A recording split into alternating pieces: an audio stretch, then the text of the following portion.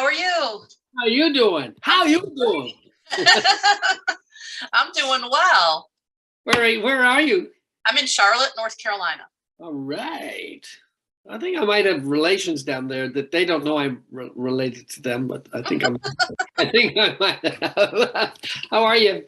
I'm doing so good today. And thank you Happy for taking New the Year. time. Yep, Happy New New Year. Year, 2023. Oh my God. Yeah. Right? It's gonna be great. I wanted to talk about the new record that you've got coming out, Alive. Wow. Yes. Because that's how it made me feel. Alive. Oh. And ready to go and just ready to rock. So I thought maybe we could start off with you telling us a little bit about how the new record came together. Yeah, well, we came out of the Black Swan Generation Mine record, and suddenly I have to do a solo record, and I was actually late with it because I unexpectedly ended up doing all of the European tour with Michael Schenker, so I was late. I was supposed to submit this in June, but I was late, so I got smacked on the hand from the school principal. And you know, after standing on the edge after the first solo, I had a chance to meet with Alessandro Del Vecchio, who produced and engineered it, and we did a Sweden Rock Festival together while I was out with Schenker. And so we discussed going forward how we'd make this a little bit more solid and more of a solo record than me running around writing with different people on the first one, which I really didn't know what to do. Anyway, we decided we'd give it a little bit more edge. He's really good when he works with me of giving it that modern production feel. And obviously I wanted to keep the same band to keep that cohesiveness. Sure, and sure. I love those guys. Nicholas Papapico is just, he slams those drums, and Andrea Cerveso is just, I just love his guitar work. And I didn't want to change any of that. I love his melodies. I love that edge that he has. Alessandro, he never sleeps. So I knew I'd have him 24/7. And, you know, he produced, engineered, he plays bass, he plays keys. And then he sent me a batch of songs. And then there's two writers out of Sweden, Pete Alpenberg and Ulrich Longfist, and they sent me a batch of songs. So together I picked the 12 songs that I felt that I wanted to work on. Alive came up from a batch that Alessandro had sent me, and I felt really good about it. And early on, I said to him, I said, I think this is how the record's going to be set for me. I just love where I've taken this. I love the title. I felt very energized. I created, with the help of the artists, I created the artwork around that sort of sense of being recharged, and picking a little topics that we live in a very troubled world. You know, so I kind of wanted to incorporate a little bit of that without being preachy, that sort of stuff. And that's where it went. And we did the photo shoot, and I had this whole thing that it needed to be electric charges. And it just had to be that old Frankenstein thing, right? With right. The charges. And that's really where that whole thing came from. And I wanted it to spread out from there. And then lyrically, it kind of shaped itself. And Alive was the title track, first video, and I can't believe the response I've had to it so far. It's been great, and everybody says the same thing, that they feel super energized by it, very positive. And that was the whole idea, that, you know, you can throw the kitchen sink at me, but we will prevail, Chris. Absolutely, we certainly will. Now, when you're going through your process of the songs, do you work on the lyrics after you hear the melodies and things coming in for you, or do you already have kind of ideas? No, I listen to the music first, and there is always something in the chord structure that kind of dictates to me the type of melody that I'm going to create. And once I have that melody that goes around in my head, and it's garbage to begin with, I just hear stuff, and then it just haunts me, and I'm always you know, when I work on the demos, there's something always running that I record everything as I'm doing it, and some of it's just tripe. But it's just me making sounds because I hear the chord structures, and the words just seem to fall. They just take shape around it, and I'm going, there we go, this is the way we're going with it, and then I work on it until I get it where I want it to be. It's just me. Everybody else might go, dude, that's the worst bunch of crap I ever heard, right? But I have to start somewhere, so I start there, and then I move on to the next. I take something that's in my mind on that day with that song, and I move on to the next, and people go, where were you? What were you doing? What gave you that idea? And sometimes I can't even remember because it was in that moment. It was something that I heard, something that I saw. I picked it up and I went, this suits my mindset where I am right now. And then tomorrow it'll be something new. So I move around. There's a bunch of interesting topics on this record, you know, but the most important is that it's positive, it's supercharged, and it's memorable, and you know I love a good melody, so you're stuck with me on that. Absolutely. And did you set out to make, you know, when you were choosing the music and the songs to include, did you set out to have it like have a heavier feel this time around? Because it's a real banger. We discussed that we really wanted to give this a little bit of edge, because the standing on the edge I didn't want to do. I thought, who wants to listen to that? And what would I write about anyway? And who will I write with? So I picked people that had worked in some shape or form in my Survivor days, in my Grand Prix days, and yada yada yada. Right. And so I did this mix mash of collaborations to put a record together that had some sort of bearing on something that I had come through on. So and I thought, okay, that's done. Now I'm here. Now we're going to solidify this a lot more. I love the production on this. I think it's great. You know, as time goes on, you go, if only we had done that. But you know what? we do it next time. Right. You can't think like that, because you'll still be in the studio working on it forever. I don't want that, because you know you felt good in the moment and you go, this is great. Bump, let it go. Let it go. You can't hang on to it. So I love where Alessandro took this one. We discussed it, and he did a great job. He did a great job, and it's edgier, and it has a modern feel to it, and I love that, you know. But it's got the melody. It's the melody that sort of soars above it, and that's my biggest concern. Something that's hooky, something that's memorable, a good line that you keep singing. And I come from the old Motown school of like that stuff. That stuff is as good today as it was when I started listening to it. So, you know, if you hear it, I'm happy. And, you know, you mentioned the melody, and your vocals are just always outstanding. So is there anything special that you do when you're recording and performing to keep everything in line, or not really? I can be very unsociable. My wife tells me that all the time. And if I don't have to talk to anybody, I can make myself sick just because I just told myself that I have a cold. And she goes, you know, it's not that I'm a hypochondriac or anything like that, but I worry so much about my vocal performance that I'm always overthinking. And so when I do my demos, I have so much fun when I do my demos, because it's just me in my space, and I'm creating it, and I'm going, that's cool.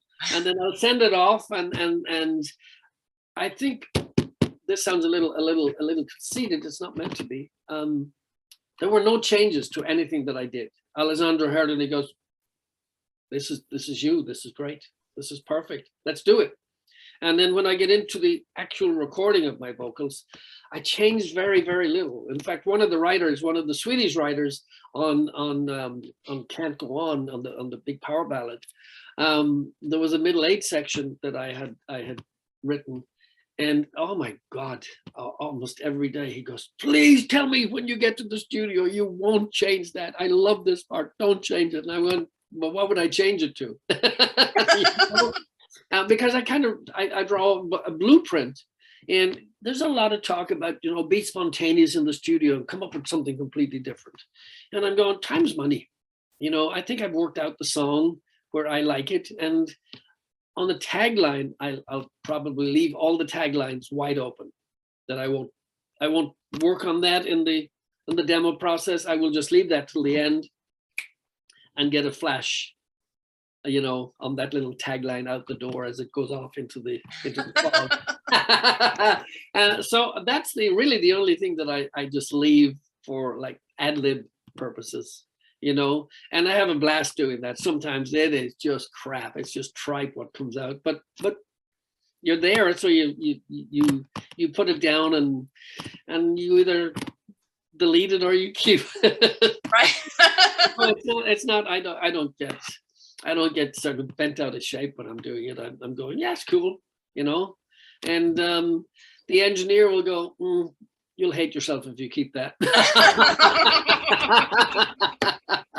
So you know, there's always a second set of ears around somewhere, and of course I bring my son Casey, like I did on both Black Swan records. He usually joins me at some point to add that extra tonality to the backup vocals, and I have a blast doing that, you know. Nice. So I do that, and I is it kind of cheesy to say I just love what I do still, you know. I get No, that's fantastic that you love what you do. Very energized about it still. I'm not bored with it. I love it. I just came back from Mexico, just did a private corporate show, just doing cover stuff. And I don't know. It's I guess it's in my blood. You know? Absolutely. Yeah. You have to have it. And I love it. And as long as I can keep doing it, you know, I have no plans to stop. So Yay. I'm not getting younger. So, but you know, yeah, thank you. Now you know this is a solo album, but you've also been in so many great bands over the years. So how different is it when you know approach doing a solo record versus a band effort? You miss the guys. You miss the guys, and you have something to bounce off. Now, not to say that, you know, I can bounce off Alessandro because oh my God, I mean he works on so much stuff for Frontiers. And he just had a new baby boy. I'm telling everybody about this because big kudos to him. So I don't know where he found time to do that. We know what you do, and I don't know where he found time to do that, but he did. So congratulations to him. So I can bounce off him very easily, and it's amazing because he does so much stuff. How he can even remember my stuff compared to all of the other stuff that he's doing, but he does, and he spends time, and he has, you know, the guitar player Andrea Cerveso is also an excellent studio engineer. So he's surrounded himself with highly talented people, and Andrea's guitar playing I love. Sounds fantastic.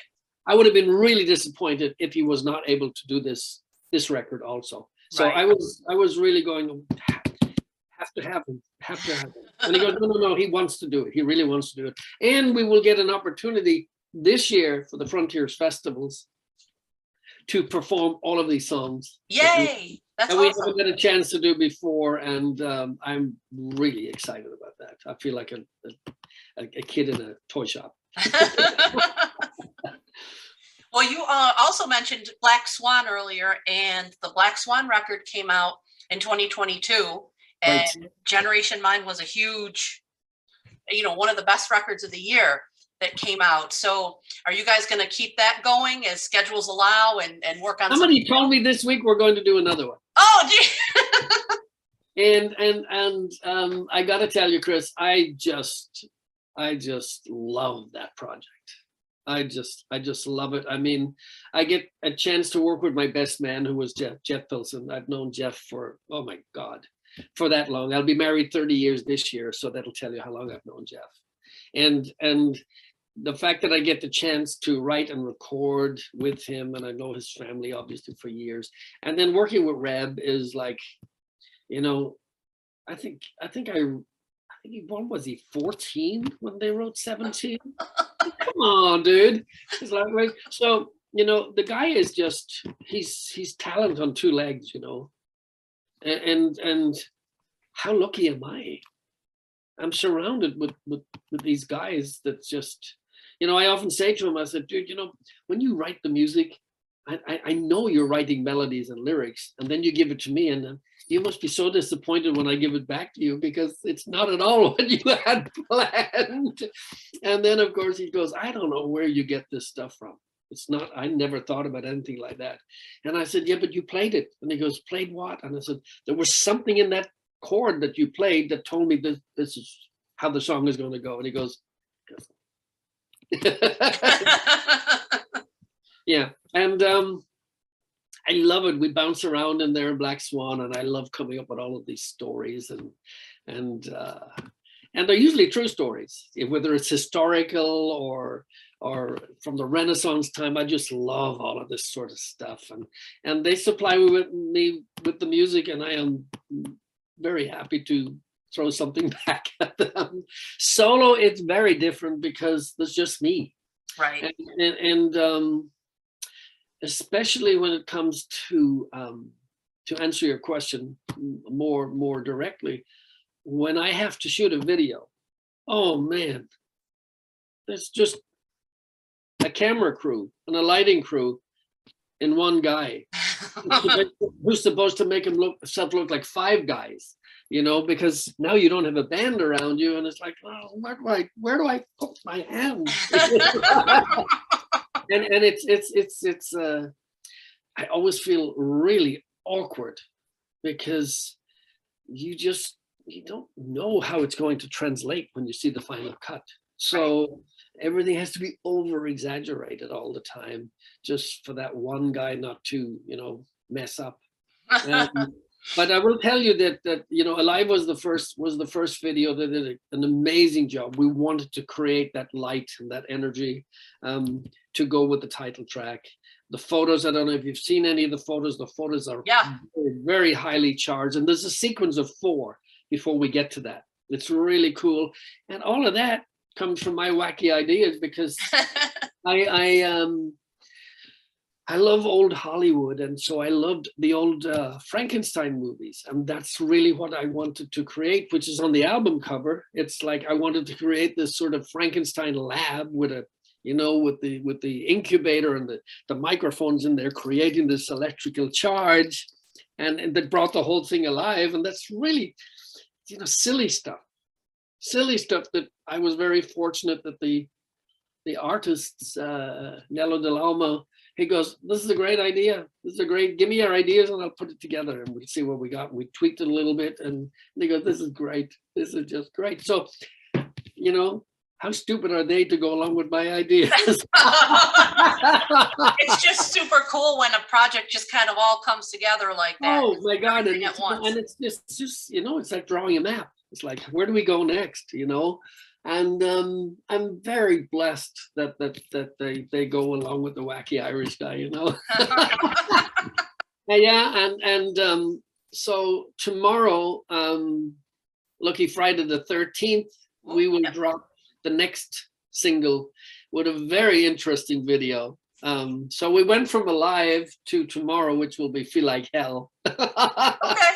Okay. Well, there's days where that's right? the theme. And it is Friday the 13th, so it has to feel like hell, right? Right. So, and a very interesting, it's like a mini movie. It's a very interesting video. It's like me competing with my alter ego. It's like, you know, you go with your gut, but your gut let you down, you know. So we've all been through it, and that's kind of where we took it. And they went along with that too. So yeah, it's so much fun. I mean, it's so much fun that at my age I can actually sit here and tell you that I'm having probably more fun than I've had for most of the stuff, and it's been a very productive few years with. You're busy. 2 Black Swan records, 2 solo records, Schenker tours, and Icons of Rock shows down in Bolivia before Christmas. And it's like, came back from Mexico from another show yesterday. And, you know, a little rain in California brings the country to its knees because the flights are delayed. Like, you know, we haven't managed with our great technology to beat that one yet, you know. Yes, true. Right? What about the Vegas show? Are you still involved with? No, I decided, you know, they invited me back. There's the Okay. 10th anniversary this year. I think I'll be part of some of that come March. I was there from the get-go. Right. I was right at the beginning, and 7 years and almost 1,500 shows. Wow. Okay. And I went, I don't want to sing that song anymore. And it was, you know, there's another cast. It's time to let somebody else sing it, you know. And it was a blast, an absolute blast. But there were sacrifices. I was away from home a lot. Right. Oh, and my two boys, I have twin boys. My boys were 14 when I started, 21 when I finished. Okay. And 2 days home every week didn't really play catch up for Dad. Yeah. You know, and thank God for my wife. She just really is the catalyst here. She's the real rocker because she held it together. And then the pandemic hit, no show. Right. And then my wife has always wanted to be a nurse. I mean, she's a director for a eating disorder company, but she's always wanted to be a nurse. She doesn't need it for her job, but she just wanted to be a nurse. So throughout the pandemic, she went to nursing school and got her license. Oh, that's beautiful. Isn't that no? That's right? fantastic. She was one of the very, very first trainee nurses to be upfront administering the vaccines when they were first made available. So a historical time for her and an amazing achievement, and kept the family together. And when I was home, you know, I did my Standing on the Edge record, the solo record, and I was just on the edge of the Schenkerfest tours, which were awesome. And I thought, I don't want to go back to that 5 nights a week thing. And I had kind of missed the touring, because when you're in a show like that and you're doing cover songs, you have a tendency to get stuck in a rut and forget what your purpose is. For me as a singer, I love to perform. I love the festivals. I love that. And yes, you could leave and go away and do it, but I wanted to do more of it. And once I'd been out on the tours and playing to just a different set of tools, I went, man, I miss this so much. While I love the rock vault and everything like that, it was a different thing. I went back to what I was used to. Right. And I thought, this will be me going forward for as long as I can still do it, and that's how I will continue. And now you've got all these great new songs that you're going to be able. And now how great you said. Now what am I going to do? Well, I just want to thank you for taking the time to talk with me today. Thank you. We appreciate it so much, and I'm looking forward to seeing that video tomorrow. Yes, watch for it. It's probably midnight tonight. I think it should post. Okay. I hope you enjoy it. Give it a like. Play it really loud. Copy, paste it, and then do the same thing again. Loud is the only way to go with this album. I'll tell you that. That's for sure. I loved it so much, and I just can't wait to hear that new Black Swan stuff come out and everything that you're involved with. We just enjoy it all, and thank you again for taking the time. We do appreciate it. Thank you so much. We appreciate you very much. Thank you so much, and you have a great day. And tell your wife thank you, because we definitely need more nurses in this world and people. Yes, and my son others. My son also just became an EMT. So. Oh, awesome. And they didn't get it from me, just so you know. Well, you're so in case anything happens, you're covered. You're right there where you need to be. You know, it was a plan. Thank you so much. Thank you, Robin. Thank you. Bye-bye. Bye-bye.